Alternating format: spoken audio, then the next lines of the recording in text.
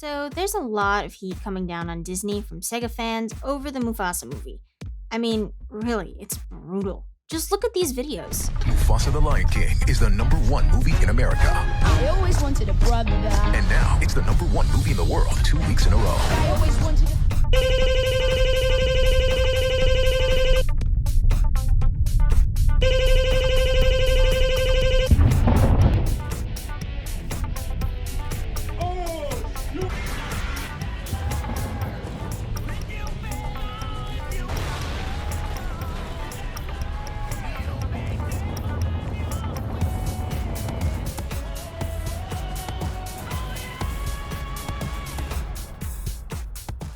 And mind you, there are tons of videos like these all over the internet.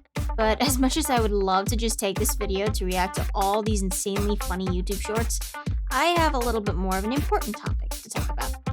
Recently, a rumor has spread that Disney wants to buy out Sega due to the fact that Sonic 3 did better than Mufasa.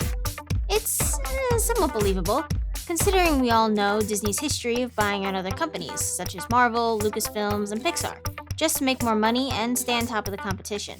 Which, if you think about it, sort of makes Disney the man of the entertainment industry. But in turn, I think that Sega is actually much more likely, as of right now, to stick it to the man instead of taking the money and running with it. And right now, I'm the man. That's right, I'm the man. And who's got the guts to tell me off? Huh? Who's gonna tell me off? You're a fat loser and you have body odor. All right. Why? Well, I'm glad you asked. Because here's my examination as to why I don't think Sega will sell out to Disney, at least for the time being.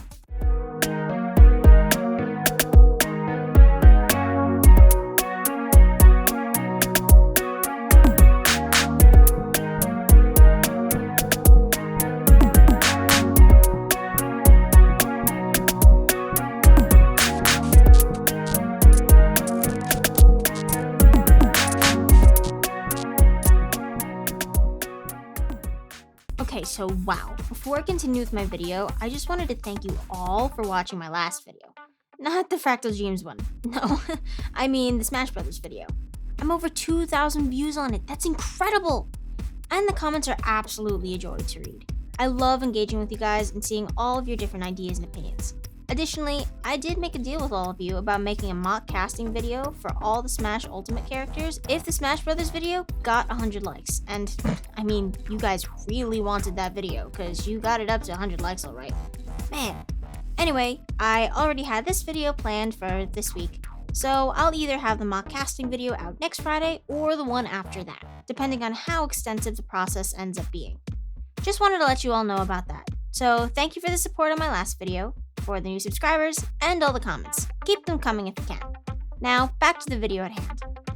First things first, I do want to mention that I don't think this buyout deal is anything more than a rumor. There's nothing more than X and Reddit posts talking about it. No Screen Rant articles or anything else officially confirming that such a deal was attempted between Disney and Sega. Even still, however, if you really stop and think about it, Disney doesn't have anything to offer Sega. Yes, if you look at how much money Disney makes over Sega, it's way more, as you can see right here. But that's just because of all the previous buyouts, plus original movies from Disney, merchandise, and their theme parks throughout the world. Now, keep in mind that Sega owns a chain of theme parks too, called Joy Palace. I think that's how you say it. But even still, that's nothing compared to what Disney has on them. But I've gotten a little off track here. Even with Disney's bloated bank account, Sega isn't down and out. Or at least not enough to sell. They definitely had money issues back in 2023, and even still during 2024, due to games either not being up to par, exclusive to certain consoles, or just too darn expensive in correlation to what you're buying. However, since their fiscal year won't end till March of 2025, their big hitters like Sonic X Shadow Generations and all the revenue made from Sonic 3 have yet to officially be reported and charted out. Anyway, as I said, Sega is going through a rough patch, but it's happened to them before. And between Sonic X Shadow Generations and the ever-climbing popularity of the Sonic movies, I don't think Sega is going to go under anytime soon. So with money being well, not really a point, if we look at some of the other reasons why companies sold out to Disney, those same examples don't apply to Sega either. Pixar and Blue Sky Studios sold out in 2006 and 2019 respectively, due to being able to obtain better resources and more characters from Disney's collection, so that movies like Toy Story 3, Ratatouille, Soul, and even Frozen were made possible and consequently extremely successful. Meanwhile, Blue Skies actually just got cut off after making one movie under Disney, since Disney didn't really need a third animation division, so yeah, but topic for another time.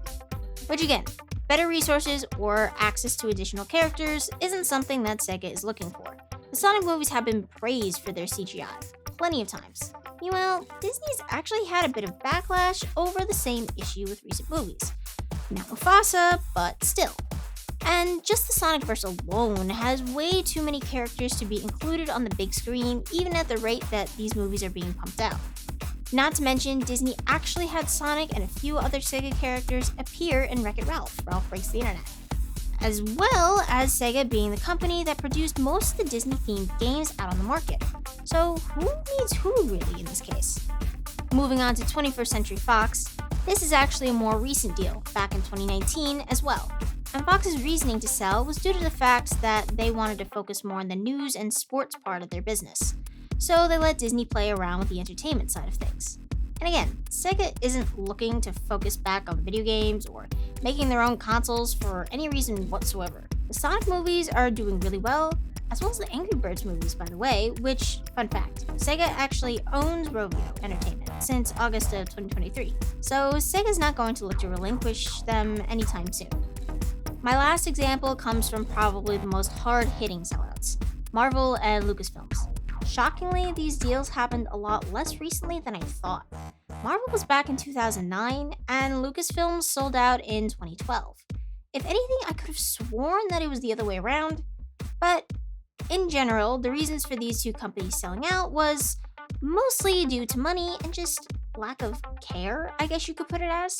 Stanley, contrary to what I always thought, didn't own Marvel Entertainment. Some guy called Ronald Perelman does. And after Marvel's almost complete financial collapse in the 90s, plus the weird ownership between Sony owning Spider-Man and Fox owning X-Men at the time, it got sold out to Disney as sort of a here, you fix it situation. And with Lucasfilms, George Lucas was basically looking to retire since the world of film was shifting, and he didn't know what to do with his films anymore. Not to mention he got a sweet deal of $4.05 billion. Half of it cash, and the other half 40 million shares of Disney stock. Which, if I was looking to retire anyway, I'd be tempted to take that kind of deal too, I suppose. And like I said before, Sega isn't filing for bankruptcy, even with their little dips in money making.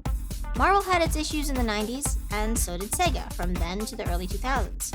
So maybe back then Disney could have had a chance to buy them out, but Sega is still standing relatively strong at the moment, and none of their higher ups within Sega are looking to retire either. Finally, I just want to add in a note about the fans of Sega. They're all vocal, to say the least. Whether it was just a fake out or not, enough fans got Sega to change the design of live-action Sonic, even though tons of money was already put into it. Meanwhile, Disney sort of did the opposite when it came to their live-action Snow White, backpedaling after only one famous actor complained, instead of listening to the rest of the fanbase. So, even if all my earlier statements about Sega are wrong, and they did decide to sell out to Disney for whatever reason, I don't think Disney would be able to handle the fanbase. No Sega fans want Disney to own Sonic. Just look it up. I think sales for Sonic would tank if Disney took it over, and that would just do nothing for anyone. So in conclusion, as financially well off as Disney is, there's no incentive that they can provide to coax Sega to sell to them. From having a solid fanbase, tons of characters to pull from, and no need for additional resources in sight, Sega is really just sitting pretty and hoping that their sales boost a little more as of 2025. Even if Sonic 3 can't be nominated for the Oscars due to not representing inclusion and diversity standards, which, is stupid for obvious reasons, but that's a topic for another time. Anyway, that's it for this video. What do you think of my thought process on this topic? Do you agree, or do you think that Sega could totally sell out to Disney? Let me know in the comments. I'd love to hear from you guys. So I hope you enjoyed this video, and I hope you guys found what I said to be interesting or informational at the very least. If you did, be sure to like, subscribe, and hit that notification bell so you never miss another video. Thanks for watching. I'll see you guys next time. Bye!